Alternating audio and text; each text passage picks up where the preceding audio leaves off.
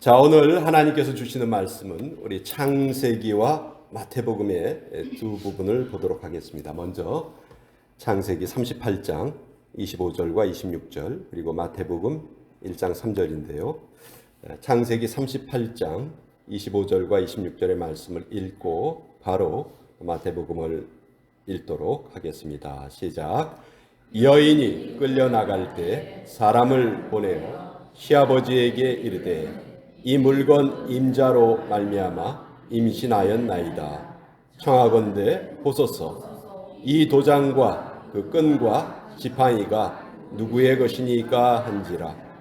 유다가 그것들을 알아보고 이르되 그는 나보다 옳도다. 내가 그를 내 아들 셀라에게 주지 아니하였음이로다 하고 다시는 그를 가까이 하지 아니하였더라.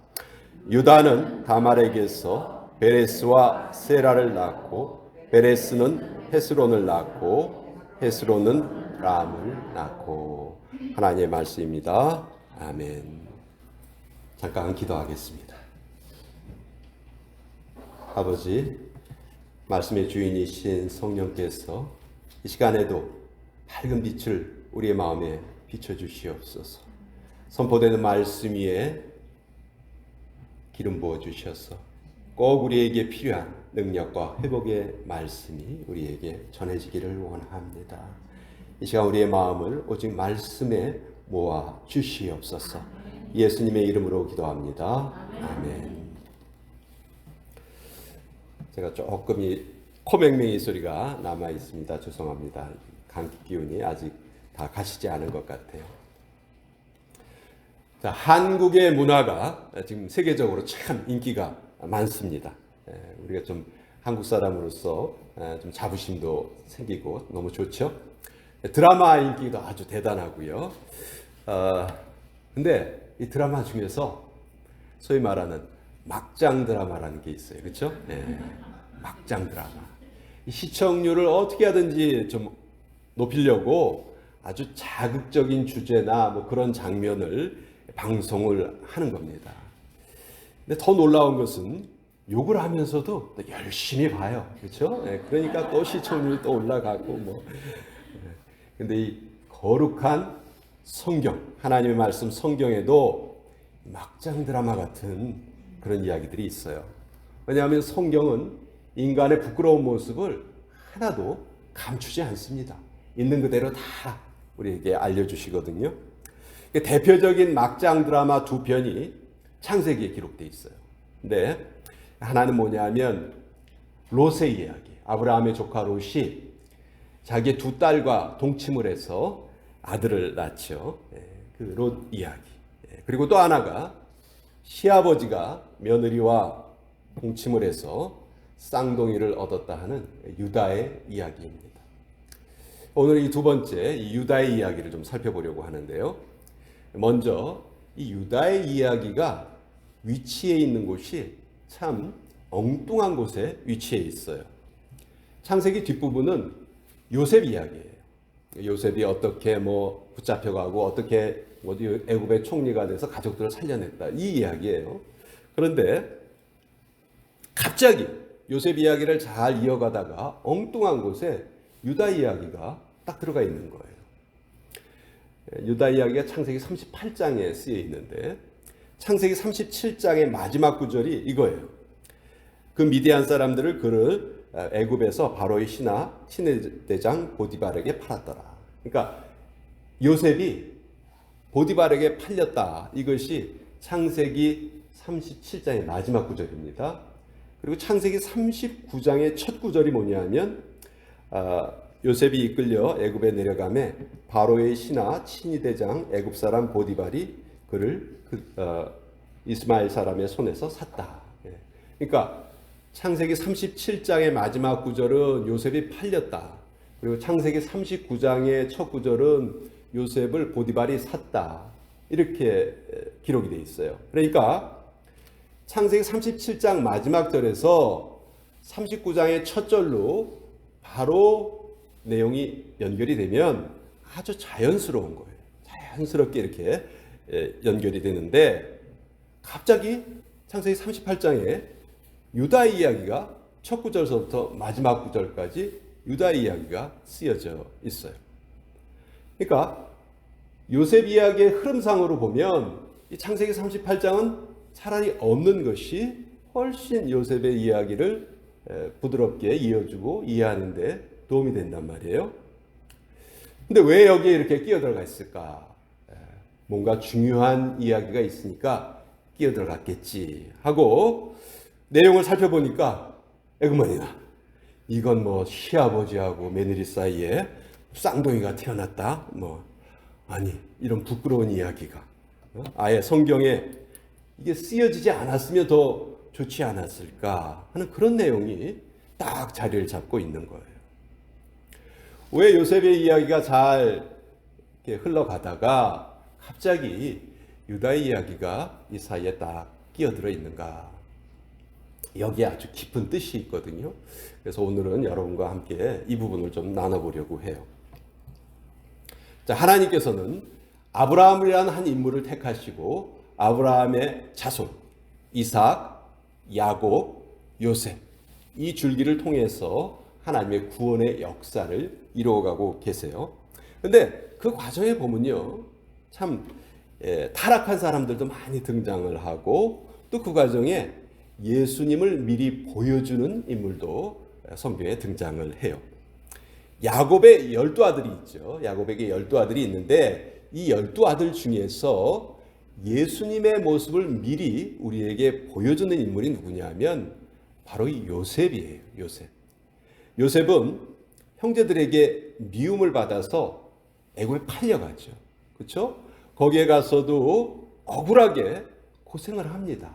그렇죠? 잘못한 거 하나도 없는 것 같은데 계속 감옥에서 살고 막 이래요. 그러니까 예수님이 이 땅에서 고난당할 수 있는 모습을 요셉이 미리 우리에게 보여주는 역할을 하는 거예요. 근데 그 요셉에 의해서 이제 모든 가족들이 구원을 받게 되는데 그 요셉에게 구원받는 그 가족들의 모습은 어떠한가 하는 것을 성경이 우리에게 알려주시기를 원하시거든요. 그래서 그 요셉에 의해서 구원받았던 다른 사람들의 모습은 어떤가? 그것을 이 유다의 이야기를 통해서 우리에게 알려주시려고 하는 거예요. 야, 오늘 설교 들어보지 않아도 잠자기 딱 좋은 내용인 것 같다. 이렇게 생각하지 마시고 잘 우리 한번 집중을 좀 해봅시다. 창세기 38장 1절은 이렇게 시작을 해요. 그 후에 유다가 자기 형제들로부터 떠나 내려갔다. 자, 그 후에 이 그 후가 어떤 후냐? 이전에 어떤 일이 있었냐면요. 야곱에게 12아들이 있었는데 첫째 아들 루벤, 이 첫째 아들이 참 중요하잖아요. 근데 첫째 아들이 무슨 일을 저질렀냐면 야곱의 자기의 서모하고 부끄러운 일을 벌였어요. 자기의 서모하고 통간을 했다. 서모 비라라는 여자, 자기 아버지의 첩이거든요. 자기 아버지의 첩과 이 큰아들이 간통을 했어요. 정말 부끄러운 일이죠. 자, 둘째 아들 시몬하고 셋째 아들 레위는 어떤 일을 벌였냐 하면 자기 하나밖에 없는 여동생 디나가 강간을 당했거든요. 그러니까 그것을 복수하겠다고 그 세겜 족속에게 너희들 할례 받으면 내 여동생을 아내로 주겠다. 이렇게 거짓말을 하고 할례를 다 받게 하고 고통스러워할 때 이 둘째 아들하고 셋째 아들이 가서 그 한 부족 전체를 몰살을 시켜버립니다. 칼로 다 죽여버리는 거예요. 자기 여동생 원수를 갚겠다. 근데 이게 정말 해서는 안 되는 일들이었거든요.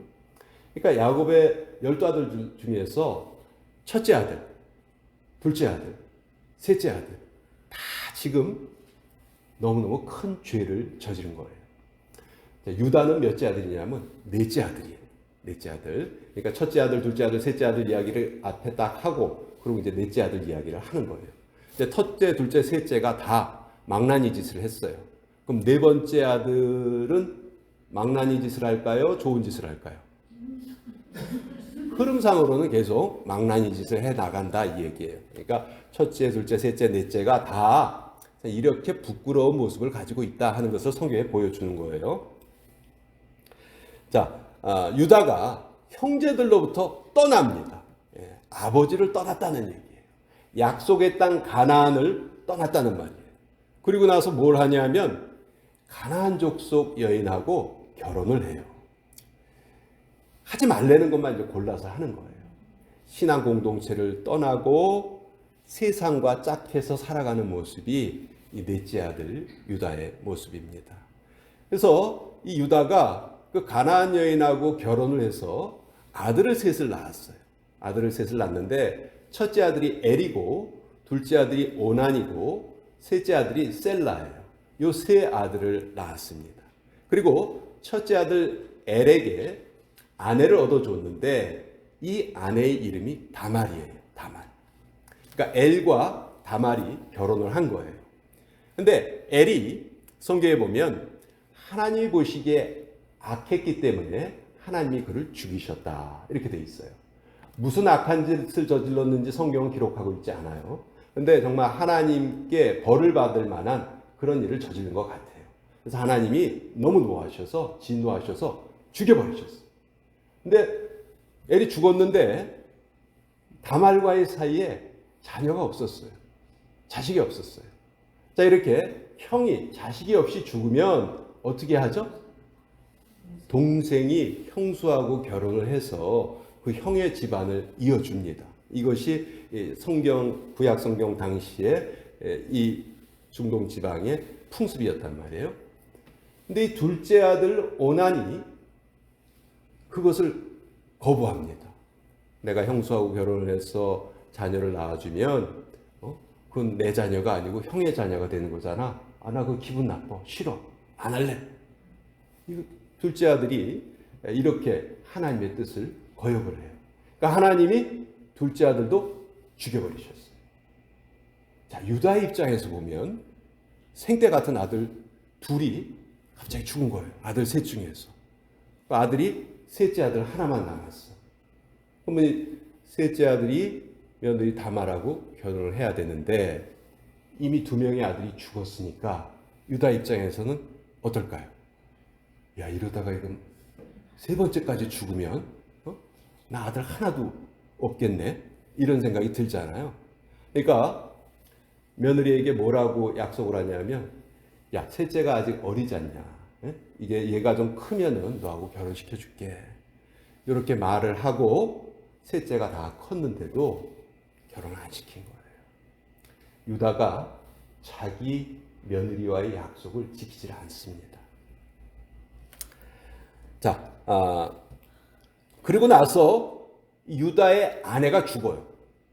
유다의 아내가 죽었어요. 아내가 죽고 나니까 외로웠는지 유다가 창녀를 찾아가요. 그러니까 이 유다의 모습을 보면요, 신앙 공동체를 떠나서 정말 세상에 그 찌들어서 살아가는 그런 모습이에요. 악과 같이 살아가는 모습. 해서는 안 될 일을 하고 있는 거죠. 근데 이때 며느리 다말이 시아버지가 자기에 대한 약속을 지키질 않잖아요.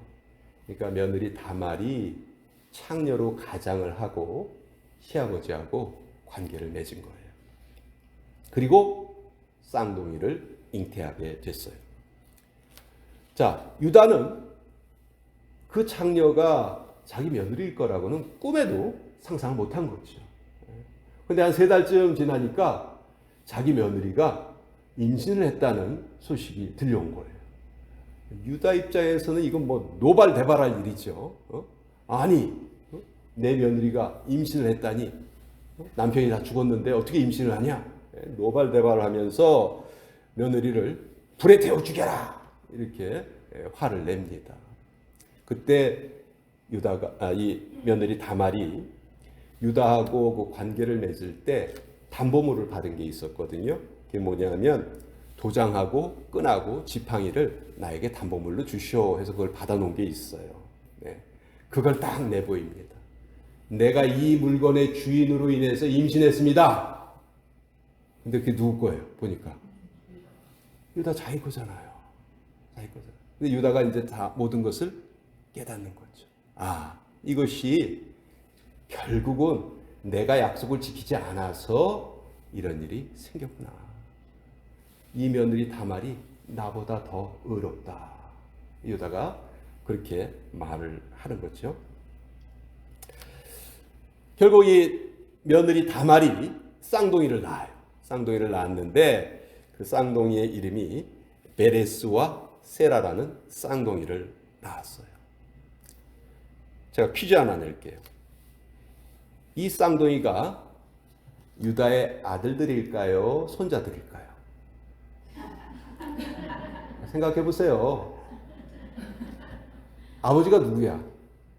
자기잖아요. 그러니까 자기 애들이야. 아들들 같아. 근데 누가 낳았어요? 며느리가 낳았어. 며느리가 낳았으면 손자여야 되잖아. 그렇죠? 이렇게 막 족보가 꼬이는 아주 부끄러운 일이 벌어진 거예요. 예. 그러니까 제가 아까 막장 드라마라고 말씀드렸잖아요. 막장이 막장. 예. 자, 성경에 이 부끄러운 이야기가 왜 적혀 있는가? 오늘 그것이 가장 중요한 주제죠. 하나님께서 이 이야기를 통해서 우리에게 알려주시고자 하는 것은 야곱의 그 수많은 자녀들의 살아가는 모습을 보니까 이렇게 부끄러운 존재들이었다는 거예요. 첫째도 그래, 둘째도 그래, 셋째도 그래, 넷째까지도 정말 부끄러움으로 다 점철된 그런 존재들인데 놀랍게도 그 12명의 자녀 중에 누가 있었냐 하면 요셉이 있었다는 거예요. 요셉. 예? 아까 제가 요셉이 누구를 예표하는 존재라고 말씀드렸죠? 예수님을 예표하는 존재다. 그러니까 성경이 이 야곱의 12아들 이야기를 통해서 우리에게 하시고자 하는 그 메시지는 뭐냐면 그 거룩하신 예수님께서 그 부패하고 타락한 우리 인간의 역사 안으로 들어오셨다 하는 것을 알려주시는 내용이에요. 이스라엘 백성들에게는 제일 부끄러운 이름 중 하나가 이 베레스예요. 베레스. 시아버지하고 며느리 사이에 태어난 쌍둥이. 그 중에 첫째 베레스. 정말 부끄러운 이름이에요. 근데 이 이름이 어디에 나타나느냐? 우리가 두 번째 읽은 마태복음 1장 3절에 보시면요. 마태복음 1장 1절에 이렇게 돼 있어요. 아브라함과 다윗의 자손 예수 그리스도의 계보라. 이렇게 1장 1절에 적혀 있고, 그리고 3절에 가면 유다는 다말에게서 베레스와 세라를 낳고 이렇게 기록되어 있거든요. 가장 영광스러운 메시아의 족보에 가장 부끄러운 이름이 지금 들어가 있는 거예요. 이스라엘 사람들은 족보에 여자 이름 웬만하면 넣으려 하지 않습니다. 그런데 거기에 가나안 여인 다말의 이름이 떡하니 올라가 있는 거예요. 자, 이건 뭘 우리에게 알려주냐 하면 예수님께서 그 유대인들의 하고 수없이 많은 그 가문 중에서도 야곱의 족보 안으로 예수님께서 들어오셨다. 그리고 그 유다의 족보 안으로 들어오셨다.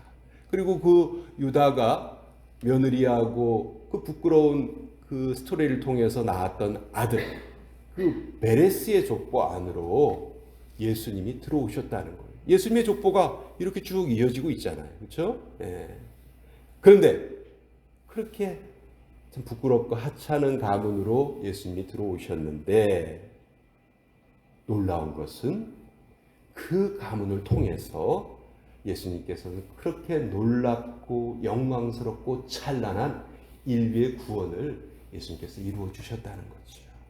예.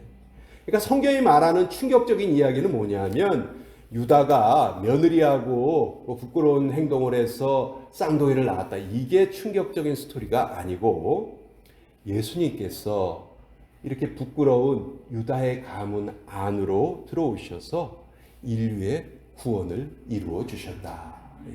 이것이 성경이 말씀하시는 진짜 충격스러운 이야기란 말이에요. 야곱은 구원받은 자의 상징이거든요. 저와 여러분이 야곱이라고 할 수 있어요. 성경은 저와 여러분을 말할 때 우리가 예수님 안에 있다 이렇게 얘기해요. 예. 우리가 구원을 받았다는 의미는 다른 말로 하면 우리가 예수님 안에 있다 하는 이야기예요. 예. 그래서 예수님께서 이 부끄러운 이 가문을 통해서 그 가문 안에 예수님이 들어오시고 그것을 통해서 우리의 구원을 이루어 주셨다 하는 것이 오늘 이 유다 이야기가 기록되어 있는 이유다 하는 것을 말씀을 드립니다. 자, 야곱의 족보는 열방을 구원하시는 족보입니다. 요셉을 통해 예수님을 미리 보여주시고요.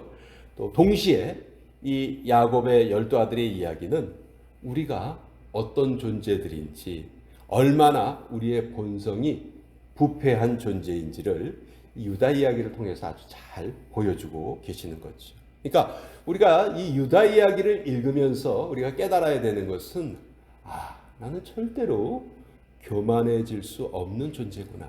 나는 절대로 교만에 빠질 수 없는 존재구나. 예. 여러분 우리가 이 세상 사람들보다 거룩합니까? 우리가 이스마엘이나 에서보다 더 낫습니까? 우리가 다른 종교를 믿는 사람들보다 훨씬 더 낫습니까? 그렇지 않아요. 유다 보세요, 유다. 예? 며느리하고 그렇게 부끄러운 일을 벌여요. 우린 결코 자랑할 만한 존재가 아니에요. 그래서 우리는 이 세상을 향해서 우리는 손가락질할 수가 없습니다. 예. 하나님, 저는 하나님 잘 믿는데 저 사람은 안 믿어요. 예? 저는 저 사람보다 낫죠? 우리가 이렇게 말할 수 없다는 거예요. 우리는 결코 교만할 수 없는 존재예요. 우리 예배 시작하면서 은혜라는 찬양 같이 불렀죠. 모든 것이 은혜, 은혜. 은혜로 우리가 살아가는 것이지 우리가 내세울 공로가 아무것도 없습니다. 고린도전서 15장 10절에 이렇게 사도 바울이 고백을 합니다. 그러나 내가 나된 것은 하나님의 은혜로 된 것이니 내게 주신 그의 은혜가 헛되지 아니하여 내가 모든 사도보다 더 많이 수고하였으나 내가 한 것이 아니요 오직 나와 함께 하신 하나님의 은혜로다. 바울은 자기의 모든 일생을 하나님의 은혜이십니다. 이렇게 고백을 하셨어요.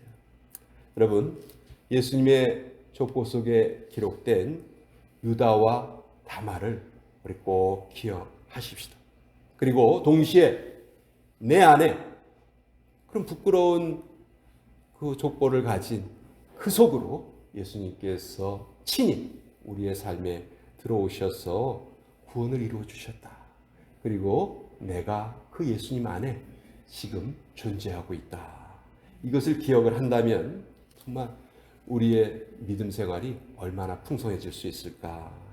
이것을 기억하면서 우리 남은 생에 좀 더 거룩한 삶을 살아가시는 저와 여러분 되시기를 축원드립니다. 네, 기도하겠습니다.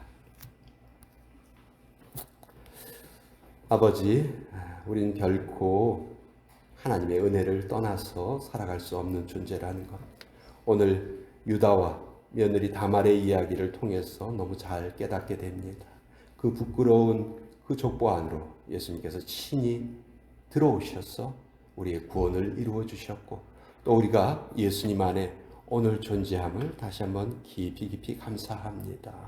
우리가 다른 것으로 우리 자신을 자랑하는 것이 아니고 내 안에 예수님이 계시다는 그 한 가지 그 자부심으로 남은 생애를 살아가게 하여 주시고 그러할 때 우리의 삶이 날마다 더욱더 거룩함을 이루어가는 복된 생애 되게 하여 주시옵소서. 예수님의 이름으로 기도합니다. 아멘.